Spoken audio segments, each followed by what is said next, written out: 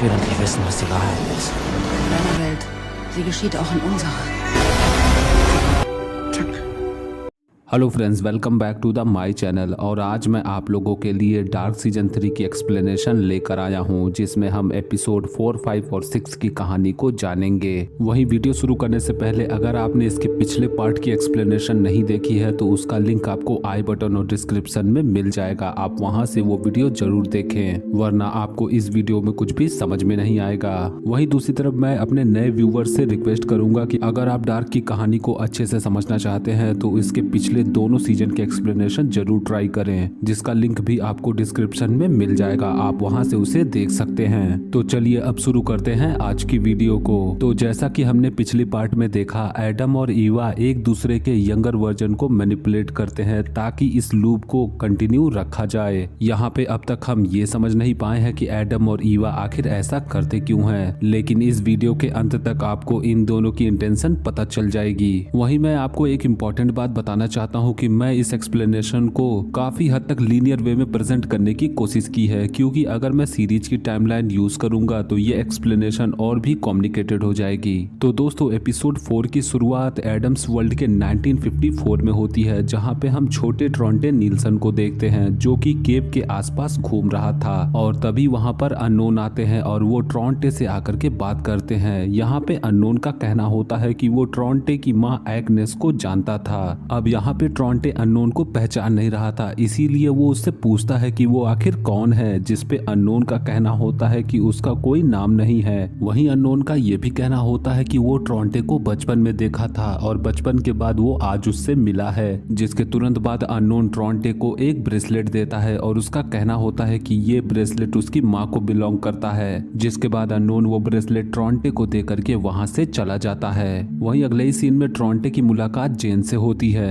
यहाँ पे जेन और ट्रॉन्टे एक दूसरे को पसंद करते थे, इसीलिए ट्रॉन्टे वो ब्रेसलेट जेन को दे देता है। जिसके बाद ट्रॉन्टे वहां से चला जाता है। वहीं दूसरी तरफ जेन की मुलाकात छोटी क्लॉडिया और आइनस से होती है, जो कि एक साथ होती हैं। यहाँ पे क्लॉडिया और आइनस ट्रॉन्टे के बारे में ही बातें कर रही थी। दोस्तों, ऐसा इसलिए होता है क्योंकि छोटी क्लॉडिया भी ट्रॉन्टे को पसंद करती थी, वहीं जेन भी उसे पसंद करती थी। जिसके बाद ये सीन यहीं पे कट हो जाती है। अब अगले ही सीन में हम डोरिस को देखते हैं, जो कि एग्नेस के गायब हो जाने से काफी ज्यादा दुखी थी। अब आप लोगों में से जिसने मेरी पिछली सीजन की एक्सप्लेनेशन देखी है तो आपको पता होगा कि एग्नेस को एडम के लिए काम करना था, इसीलिए वो यहाँ से चली जाती है। वहीं जब डोरिस उसके कमरे की तलाशी लेती है तब उसके कमरे से उसे एक रुमाल मिलता है जिसपे HT इनिशियल थे। वहीं थोड़ी और छानबीन करने पर उसे नाम मिलता है हैनोटोबर। अब दोस्तों, यहाँ पे मैं आपको बताना चाहता हूँ कि हैनोटोबर कोई और नहीं बल्कि नोवा है, जो कि एग्नेस का भाई है। पर यहाँ पे डोरिस को ऐसा लगता है कि हैनोटोबर ही एग्नेस का हस्बैंड है, लेकिन हम यहाँ पे अच्छी तरह से जानते हैं कि नोवा और एग्नेस भाई बहन हैं। और अब इतना पता चलने के बाद डोरिस अपने हस्बैंड ईगॉन से बोलती है एग्नेस को ढूंढने के लिए। पर यहाँ पर ईगॉन पहले ही बहुत ज्यादा परेशान होता है, क्योंकि उसे पता चल गया था कि डोरिस और एग्नेस एक दूसरे के साथ फिजिकली इन्वॉल्व हैं। वहीं दूसरी तरफ ईगॉन का अफेयर हैना के साथ चल रहा था, जो कि पिछले ही सीजन में टाइम ट्रेवल करके यहाँ पे आ गई थी। जिसके बाद ये सीन यहीं पे कट होकर के कहानी ईवाज वर्ल्ड के 2052 में आती है, जहाँ पे हम बंकर के अंदर मिडिल मार्था को यंग जोनस और मार्था के साथ देखते हैं। यहाँ पे मिडिल मार्था जोनस और मार्था को बताती है कि यहाँ पर जब एपोक्लिप्स होगी तब यहाँ पे भी सारे लोग मारे जाएंगे, लेकिन इस एपोक्लिप्स को रोका जा सकता है अगर हम बैरल्स को खुलने से रोक लें, क्योंकि जैसा कि हम जानते हैं कि बैरल्स के खुलने के बाद ही यहाँ पर भी एपोक्लिप्स आएगी। यहाँ पे मिडिल मार्था का कहना होता है कि तुम दोनों को वो एपोक्लिप्स रोकनी होगी। अब यहाँ पे जाहिर तौर पर ईवाज वर्ल्ड वाली मार्था ये सब कुछ सुन करके काफी ज्यादा परेशान होती है और वहाँ से बाहर भागती है। जिसके बाद जोनस आगे बढ़ करके उसे समझाता है कि यहाँ पर वो दोनों कोशिश कर सकते हैं इस एपोक्लिप्स को रोकने के लिए। जिसके बाद मार्था मान जाती है और ये दोनों केव के जरिए टाइम ट्रेवल करके 2019 में वापस आ जाते हैं। जिसके बाद ये सीन यहीं पे कट होकर के एडम्स वर्ल्ड के 1954 में आती है, जहाँ पर हम ईगॉन ईगॉन और हैना को देखते हैं। अब यहाँ पर इन दोनों का अफेयर चल रहा था और अब हैना ईगॉन को बताती है कि वो प्रेग्नेंट है और अब ये बात सुन करके ईगॉन को काफी गुस्सा आता है और तब ईगॉन हैना से काफी बुरा बर्ताव करता है और अब हैना ईगॉन का ये बर्ताव देख करके गुस्से में आकर के ये तय करती है कि वो अपना एबॉर्शन करवाएगी। जिसके बाद अब अगले ही सीन में हैना एक हॉस्पिटल में पहुंचती है अपना एबॉर्शन करवाने के लिए और अब हैना बाहर बैठी हुई थी तभी उसकी मुलाकात एक छोटी बच्ची से होती है जिसका नाम हेलीन एल्बस था और यहाँ पर वो भी अपना एबॉर्शन करवाने आई थी। अब दोस्तों अगर आपको पता होगा तो ये लड़की हेलीन कोई और नहीं बल्कि कैथरीना की माँ है। अब यहाँ पर ये दोनों आपस में बातें करते हैं और ये छोटी लड़की एबॉर्शन को लेकर के काफी ज्यादा परेशान होती है क्योंकि उसका ऐसा मानना होता है कि जो लोग एबॉर्शन करवाते हैं वो लोग हमेशा ही नर्क में जाते हैं। अब जैसा कि आप सभी लोग जानते हैं कि ये छोटी लड़की हेलीन आगे चल करके कैथरीना की माँ बनेगी, इसीलिए हैना अपना नाम कैथरीना बताती है और ये नाम हेलीन को काफी पसंद आता है। जिसके बाद अब हैना हेलीन को सेंट क्रिस्टोफर वाली लॉकेट दे देती है जो कि उसे ईगॉन ने दिया था। जिसके बाद अब अचानक हैना का मन बदल जाता है और वो ये तय करती है कि वो अपना एबॉर्शन नहीं करवाएगी। जिसके बाद वो अपने बच्चे को लेकर के कहीं पे चली जाती है। तो दोस्तों ये सीन देखने के बाद हम कुछ चीजों को क्लियरली समझ पाए हैं, जैसे कि वो सेंट क्रिस्टोफर वाला लॉकेट हेलीन के पास कैसे आया। वहीं दूसरी तरफ हेलीन ने अपनी बेटी कैथरीना का नाम आखिर कैथरीना क्यों रखा इसके बारे में भी हमें पता चला। तो दोस्तों ये सब कुछ देखने के बाद आप समझ पा रहे होंगे कि किस तरीके से इस सीरीज की स्टोरी लाइन आपस में इंटरकनेक्टेड है। जिसके बाद अब ये सीन यहीं पे कट होकर के कहानी डोरिस की तरफ मुड़ जाती है जो कि इस समय चर्च में होती है और तभी वहां पर अननोन आकर के उससे मिलते हैं। यहाँ पे अननोन डोरिस को धमकाते हुए बोलते हैं कि वो उसके बारे में सब जानते हैं और ये भी जानते हैं कि उसका एग्नेस के साथ अफेयर चल रहा है। वहीं दूसरी तरफ अननोन का ये भी कहना होता है कि तुम्हारा ही नहीं बल्कि तुम्हारे हस्बैंड ईगॉन का भी अफेयर किसी और लड़की के साथ चल रहा है। और अब ये सुनने के बाद डोरिस तुरंत ही घर पहुंचती है और वहां पहुंच करके वो ईगॉन से सवाल करती है कि उसका चक्कर किसी और के साथ चल रहा है, जिसमें ईगॉन हाँ में जवाब देते हैं। और अब ये सुनने के बाद डोरिस उसे छोड़ देती है क्योंकि डोरिस तो खुद ही एग्नेस के साथ रोमांटिकली इन्वॉल्व थी। वहीं ईगॉन ने भी डोरिस को धोखा दिया इसीलिए वो उसे छोड़ देती है। और अब डोरिस के जाने के बाद ईगॉन बुरी तरह परेशान रहने लगते हैं और वो ड्रिंक करना शुरू कर देते हैं। जिसके बाद ये सीन यहीं पे कट होकर के कहानी बर्न डॉपलर की तरफ मुड़ जाती है। अब दोस्तों 1954 ये वही टाइम है जब न्यूक्लियर पावर प्लांट को स्टैब्लिश करने की बात हो रही थी, पर यहाँ पे हमें दिखाया जाता है कि गवर्नमेंट अथॉरिटी के लोग इस परमिट पे साइन करने से मना करते हैं। पर तभी अननोन वहाँ पर आकर के बिल्डिंग परमिट पे साइन करने के लिए धमकाते हैं। जिसके बाद वो इंसान उस पे साइन कर देता है और उसकी साइन कॉपी बर्न डॉपलर के दरवाजे पे छोड़ जाते हैं। जिसके बाद अब अगले ही सीन में कहानी ईवाज वर्ल्ड के 2052 में आती है, जहाँ पर हम ईवाज वर्ल्ड वाले नोवा को मिडिल मार्था के पास देखते हैं, जहाँ पर वो दोनों आपस में बातें करते हैं। यहाँ पर इन दोनों की बातें सुनने के बाद हम साफ समझ पाते हैं कि केवल एक ओरिजिन की वजह से ईवा और एडम की दुनिया एक दूसरे से इंटरकनेक्टेड है, लेकिन अभी तक हमें ये नहीं पता चला कि आखिर ओरिजिन क्या है। इसके बारे में हमें आगे पता चलेगा। जिसके बाद अब सीन कट होती है और अब एपिसोड के लास्ट सीन में हम द अननोन को देखते हैं जो कि एक डायरी लिख रहा था और अब डायरी के अंत में वो लिखता है the beginning is the end and the end is the beginning. तो दोस्तों ये सीन देखने के बाद हम साफ समझ पाते हैं कि ये पूरी डायरी द अननोन ने लिखी है और यही डायरी पूरे डार्क सीजन में कई लोगों को पास ऑन हुई है, जिसमें सारे इवेंट और प्रेडिक्शन लिखे हुए हैं। अब एपिसोड 5 की शुरुआत ईवाज वर्ल्ड के 2019 में होती है, जहां पर हम यंग मार्था और जोनस को देखते हैं जो कि एक दूसरे से फिजिकली इन्वॉल्व होते हैं। जिसके बाद वो अगली सुबह पावर प्लांट के अंदर चोरी से घुसते हैं ताकि वो बैरल्स को खोलने से रोक सकें। और अब अंदर जाते टाइम मार्था के फेस में एक छोटा सा स्कार आ जाता है, जिसे देख करके जोनस शॉक्ड रह जाता है क्योंकि यही सेम निशान उसने ट्रैवलिंग मार्था के फेस पे भी देखा था। ये देखने के बाद जोनस समझ जाता है कि ये मार्था जल्द ही ट्रैवलिंग मार्था बन जाएगी। वहीं दूसरी तरफ ये देखने के बाद जोनस ये भी समझ गया था कि ईवा ने उसे झूठ बोल करके मैनिपुलेट किया है। और अब ये समझने के बाद जोनस और मार्था ईवा के पास निकलने लगते हैं। और अब रास्ते में जाते वक्त मार्था जोनस से सवाल करती है कि अगर उसे मौका मिलता है तो वो दोनों दुनिया में से किसकी दुनिया को बचाएगा। यहाँ पे जोनस का कहना होता है कि वो अपनी दुनिया को बचाएगा। दोस्तों ऐसा इसलिए होता है क्योंकि ये वाला जोनस एडम्स वर्ल्ड वाली मार्था को पसंद करता था, पर वो इस वक्त ईवाज वर्ल्ड वाली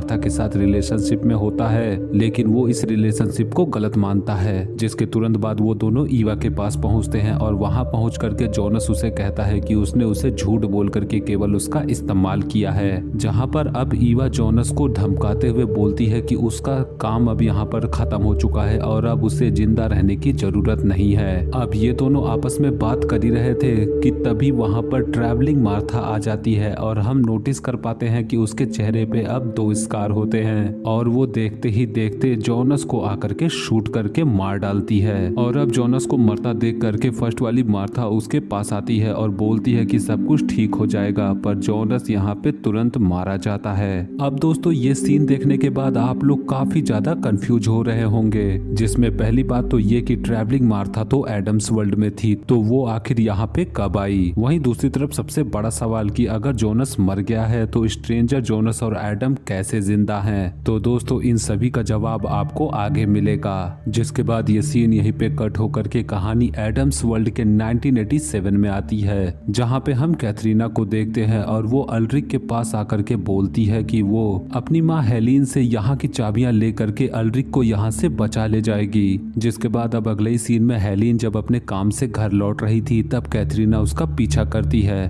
और लेक के पास आने के बाद वो अपनी माँ हेलिन को चाकू के नोक पे धमका करके उससे वहाँ का की कार्ड मांगती है। अब यहाँ पर हेलिन ये की कार्ड देने से मना करती है, जिसकी वजह से इन दोनों के बीच अब हाथापाई होने लगती है और इसी हाथापाई के दौरान कैथरीना गलती से हेलिन को माँ बोल देती है। और अब ये बात सुनने के बाद हेलिन बुरी तरीके से डर जाती है, पर इससे पहले कि वो कुछ कर पाती कैथरीना उसे नॉकआउट कर देती है। अब जैसे ही कैथरीना वो की कार्ड लेकर के पीछे पलटती है, हेलिन उसके ऊपर पत्थर से हमला कर देती है, जिसके बाद हेलिन गुस्से में उसे उसी पत्थर से कई बार मारती है, जिसकी वजह से कैथरीना वहीं पे मारी जाती है। दोस्तों is a very sad moment, क्योंकि यहाँ पर हेलिन ने अपनी ही बेटी को मार डाला था। वहीं अब कैथरीना को मारने के बाद हेलिन उसकी बॉडी को उसी लेक में फेंक देती है और उसे फेंकते दौरान उसकी सेंट क्रिस्टोफर वाली लॉकेट वहीं पे गिर जाती है। अब दोस्तों यहाँ पर ये सीन देखने के बाद काफी सारी चीजें क्लियर होती हैं, जहाँ पे अगर आपको याद होगा तो 1954 में हेलिन अपना एबॉर्शन कराने पहुंची थी, जहाँ पर उसकी मुलाकात हैना से हुई थी। वहाँ पे हेलिन का कहना होता है कि जो लोग एबॉर्शन कराते हैं वो सभी लोग नर्क में जाते हैं। यही कारण था कि जब कैथरीना ने उसे मॉम बोला तब वो बुरी तरीके से डर गई। इस बात का पता हमें तब चलता है जब हेलिन कैथरीना के ऊपर पत्थर से हमला करती है, तब वो लगातार बोलती है कि उसे डेविल ने भेजा है। वहीं लेक में उसकी बॉडी को डालते वक्त वो सेंट क्रिस्टोफर वाली लॉकेट वहाँ पे गिर जाती है। अब अगर आपने मेरी सीजन 2 की एक्सप्लेनेशन देख रखी है तो आपको पता होगा यही लॉकेट 2019 में जोनस और मार्था को मिलती है और उसी वक्त मैग्नस सभी को बताता है कि यहाँ पर 33 साल पहले एक लड़की की मौत हुई थी।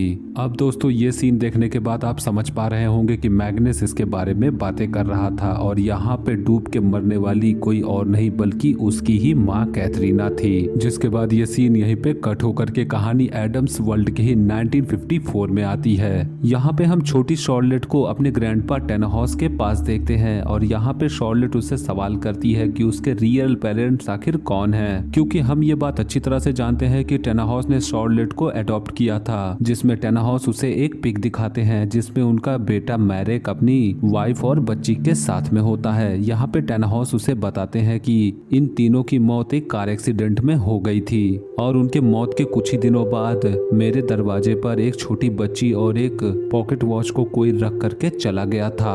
और अब ये बात सुनने के बाद शॉर्लेट बुरी तरीके से गुस्सा हो जाती है और वो उसे सवाल करती है कि उसके रियल पेरेंट्स आखिर कौन है, जिसपे टेनाहॉस का कहना होता है कि उन्हें कुछ भी नहीं पता। और अब ये सुनने के बाद शॉर्लेट बुरी तरीके से गुस्सा हो जाती है और वहाँ से चली जाती है। अब वहाँ से बाहर निकलने के बाद शॉर्लेट बस स्टैंड पे बैठी होती है और वहाँ पर उसकी मुलाकात एक लड़के से होती है जो कि रिसेंटली ही विंडन आया हुआ था। यहाँ पर ये दोनों एक दूसरे से बातें करते हैं। यहाँ पे वो लड़का शॉर्लेट को बताता है कि वो विंडन इसीलिए आया है क्योंकि उसके पिता हेल्गे डॉपलर यहाँ पे रहते हैं, यानी कि ये लड़का कोई और नहीं बल्कि पीटर डॉपलर था। जिसके बाद ये सीन यहीं पे कट होकर के कहानी ईवाज वर्ल्ड के 2019 में जाती है, जहाँ पर हम मार्था को देखते हैं। और अब ये वाली मार्था जोनस के मरने के बाद अब बुरी तरीके से टूट चुकी थी। वहीं दूसरी तरफ उसे ये भी पता चल गया था कि उसकी दुनिया में आज एपोक्लिप्स होने वाली है, इसीलिए वो तुरंत ही एपोक्लिप्स को रोकने के लिए लिए अपने घर पहुंच करके अपने बाल वगैरह काटती है और तुरंत ही एक ब्लैक ड्रेस पहन करके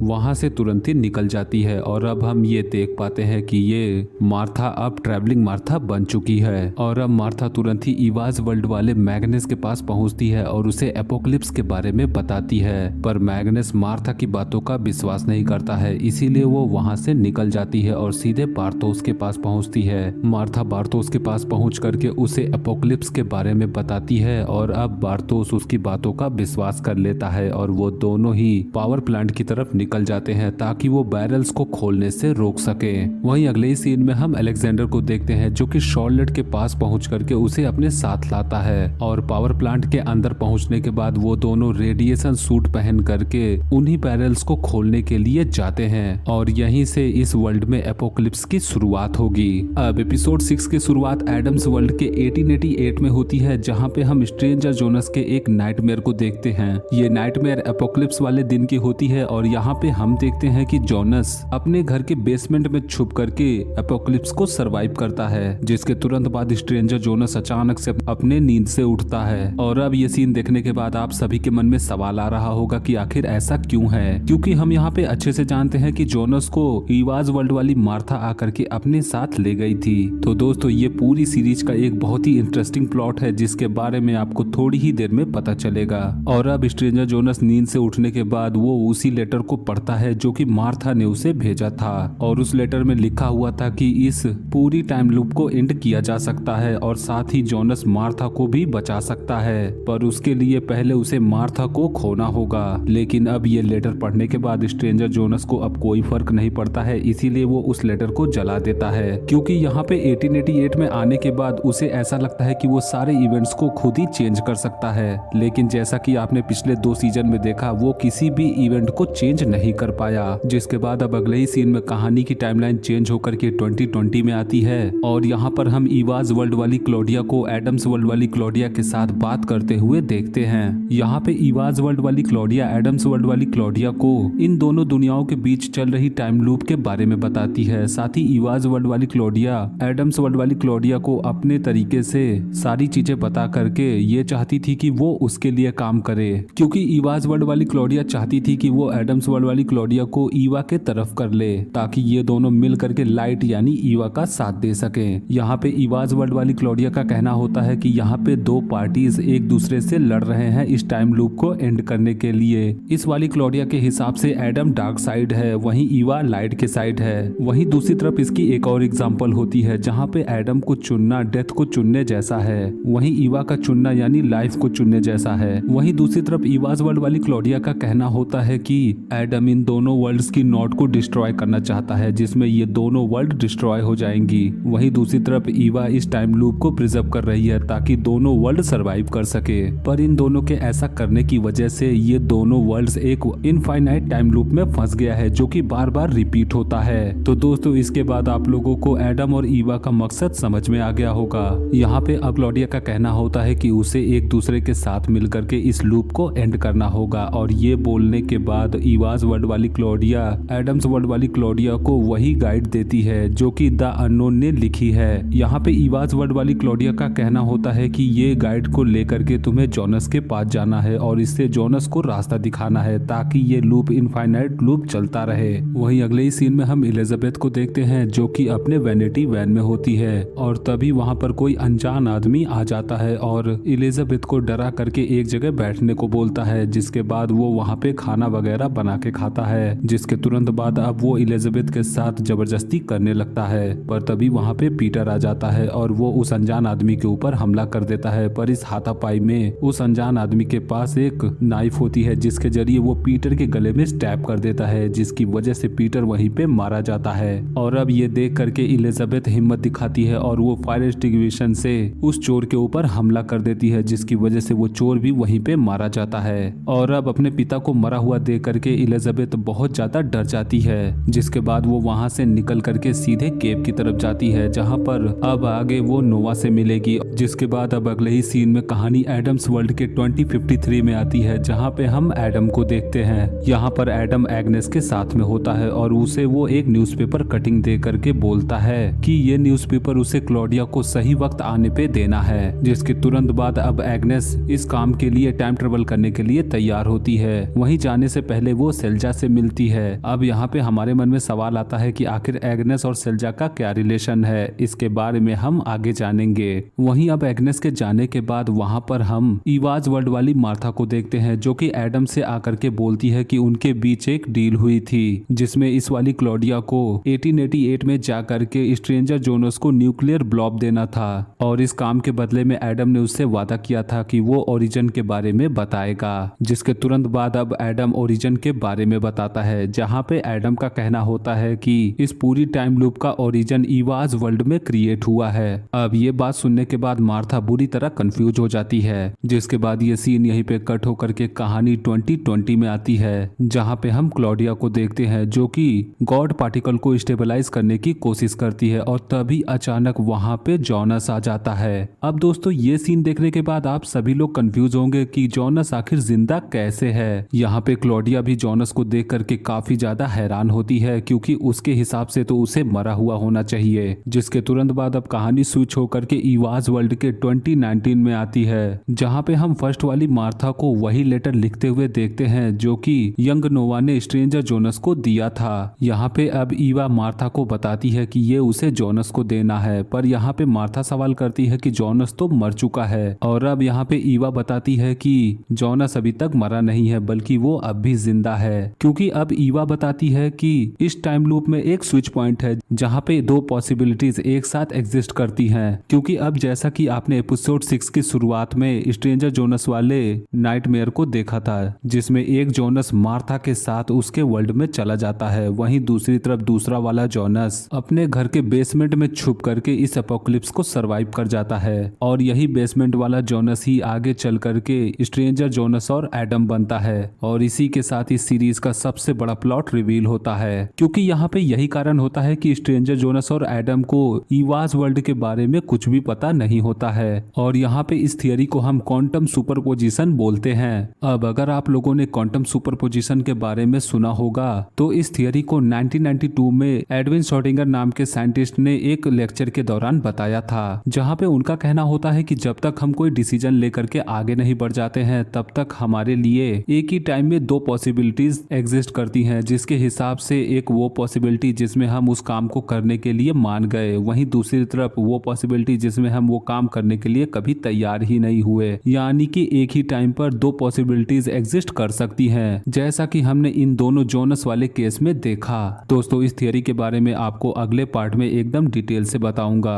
वहीं दूसरी तरफ 2053 वाला एडम, यहाँ पे एडम मार्था को बताता है कि तुम्हारे पेट में पल रहा बच्चा ही ओरिजिन है। और यहाँ पे हमें सीरीज का सबसे बड़ा क्लाइमैक्स रिवील होता है, क्योंकि ये बच्चा कोई और नहीं बल्कि अननोन है। दोस्तों यहाँ पे हमें पता चलता है कि इस पूरी टाइम लूप के लिए द अननोन ही जिम्मेदार था। जिसके तुरंत बाद ये सीन कट होकर के ईवाज वर्ल्ड के 2019 में आती है, जहाँ पे हम ईवा को फर्स्ट वाली मार्था के साथ देखते हैं। यहाँ पे अब ईवा मार्था से रिवील करती है कि जोनस का इस दुनिया में लाने का बस एक ही रीजन था, ताकि ये वाली मार्था जोनस के साथ फिजिकली इन्वॉल्व हो सके, क्योंकि उसी के बाद अननोन इस दुनिया में आएगा और ये साइकिल कंप्लीट होगा। दोस्तों ये सीन देखने के बाद मैं बस एक ही बात बोलूंगा, fantastic and mind blowing series. वहीं दूसरी तरफ अब एडम मार्था से बोलता है कि वो अब इस ओरिजिन को डिस्ट्रॉय करेगा, जिसकी वजह से ये टाइम लूप एंड होगा। और एडम के इतना बोलने के बाद ही वहाँ पे सेल्जा आ जाती है और वो मार्था को पकड़ करके एक पिंजरे में बंद कर देती है। जिसके बाद अब अगले ही सीन में एडम आकर के शॉर्लेट से मिलता है। यहाँ पे आने के बाद एडम शॉर्लेट को भी अपने हिसाब से मैनिपुलेट करता है, जहाँ पे वो शॉर्लेट और 2053 वाली इलिजाबेथ को टाइम ट्रेवल करवाता है। यहाँ पे एडम इन दोनों को किस लिए टाइम ट्रेवल करवाता है इसके बारे में हम अगले एपिसोड में जानेंगे। जिसके बाद अब कहानी ईवाज वर्ल्ड के 2019 में आती है, जहाँ पे हम मार्था और बार्थोस को पावर प्लांट की तरफ बढ़ते हुए देखते हैं। और तभी उनके सामने एडम द्वारा भेजे गए मैग्नेस और फ्रांसिस्का आ जाते हैं और वो इस वाली मार्था को मैनिपुलेट करना शुरू करते हैं। यहाँ पे मैग्नेस और फ्रांसिस्का का कहना होता है कि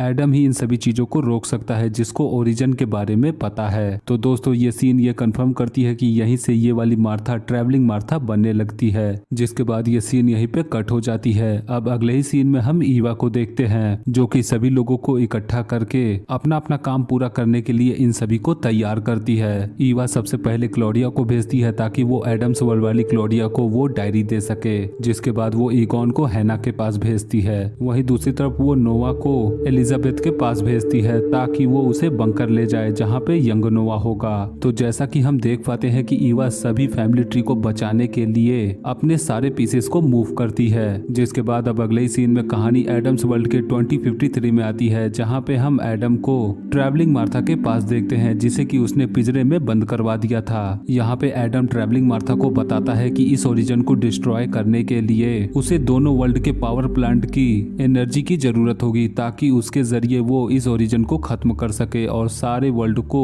इस दर्दनाक टाइम लूप से बचा सके। जिसके तुरंत बाद सीन कट होकर के 1888 में आती है, जहाँ पे हम मिडिल मार्था को देखते हैं जो कि उसी पॉकेट वॉच और सेम लेटर को स्ट्रेंजर जोनस के कमरे में रख करके चली जाती है। अब आपको याद होगा तो इस लेटर को स्ट्रेंजर जोनस ने जला दिया था, पर उसके पास अब यहाँ पे एक और लेटर आ गई है, जस्ट लाइक अ पैराडॉक्स। जिसके बाद अब अगले ही सीन में हम एडम्स और इवास दोनों वर्ल्ड के पावर प्लांट वाली लोकेशन को देखते हैं, जहाँ पर अननोन पहुंच करके एक साथ ही उसे ट्रिगर करने की कोशिश करते हैं। वहीं दूसरी तरफ हम इवास वर्ल्ड में अलेक्जेंडर और शॉर्लेट को देखते हैं जो कि बैरल्स को ओपन कर देते हैं। जिसके बाद वहां पर भी एपोक्लिप्स की शुरुआत हो जाती है और इन दोनों जगहों की पावर प्लांट की एनर्जी का इस्तेमाल करके एडम ट्रैवलिंग मार्था को पूरी तरह से डिस्ट्रॉय कर देता है। और इसी के साथ एपिसोड 6 यहीं पे एंड हो जाती है। तो दोस्तों ये थी डार्क सीजन 3 की एपिसोड 4, 5 और 6 की कहानी। तो दोस्तों ये वीडियो देखने के बाद आप सभी लोगों को पता चल गया होगा कि आखिर एडम और ईवा का मकसद क्या है। वहीं दूसरी तरफ सबसे बड़ा सवाल कि आखिर ये जो टाइम लूप है ये कभी एंड होगा या नहीं। दोस्तों इसके बारे में हम इसकी अगली वीडियो में जानेंगे जो कि इसका सबसे आखिरी पार्ट है। दोस्तों इसीलिए मैं आप सभी से रिक्वेस्ट करूंगा कि आप हमारे चैनल को जरूर सब्सक्राइब करें ताकि जब भी मैं वो वीडियो डालूं तो उसकी नोटिफिकेशन आपको तुरंत मिल जाए। दोस्तों वीडियो अच्छी लगी हो तो वीडियो को लाइक जरूर करें। वहीं इस सीरीज से जुड़ी हुई अगर आपको कोई कंफ्यूजन है तो हमें कमेंट करके जरूर बताएं। और आज की वीडियो में बस इतना ही। वीडियो अच्छा लगे तो वीडियो को लाइक और शेयर जरूर करें और आने वाली वीडियोस की नोटिफिकेशन पाने के लिए हमारे चैनल को जरूर सब्सक्राइब करें। मिलूंगा आपसे अगली वीडियो में, तब तक के लिए गुड लक।